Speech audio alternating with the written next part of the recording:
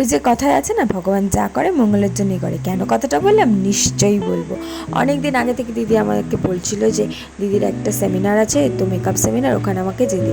তো আমি ছেলের বাহানা দিয়ে বলছিলাম না যাবো না, না যাবো না। তো ইভেন দিদি অন্যান্য স্টুডেন্টদের রেজিস্ট্রেশনও করে দিয়েছিল, একজন লাস্ট মোমেন্টে ক্যান্সেল করেছিল বলে আমি এই সুন্দর মুহূর্তটা সাক্ষী থাকতে পেরেছিলাম। Hello everyone, welcome back to my new mini blog. এই হচ্ছে সেই সেমিনার হলটা যেখানে দিদির সেমিনার চলছিল। আমরা পৌঁছে গেছি সেমিনার হলে, আর ভেতরটা ভীষণ সুন্দর ছিল।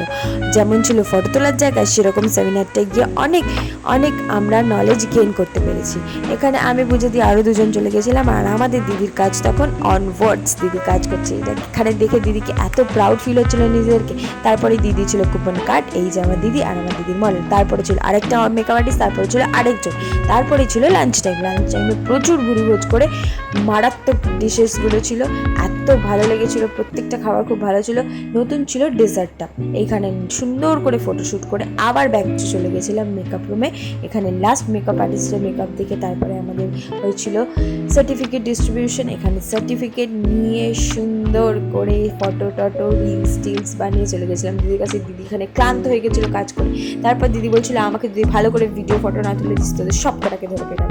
উঠে গেছিলাম লিফটে, দিদির পোটলা পাটলি সব জিনিসপত্র নিয়ে। পূজা দি মুখ ঢাকছিল, সে দেবে না।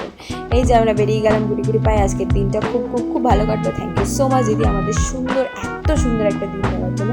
তারপরে গাড়িতে সবাই মজা করতে করতে এলাম, নাচ গান করতে করতে আসছিলাম। এই যে আমার ডান্সটা নাচতে দেখো কেমন হয়েছে প্লিজ জানিও।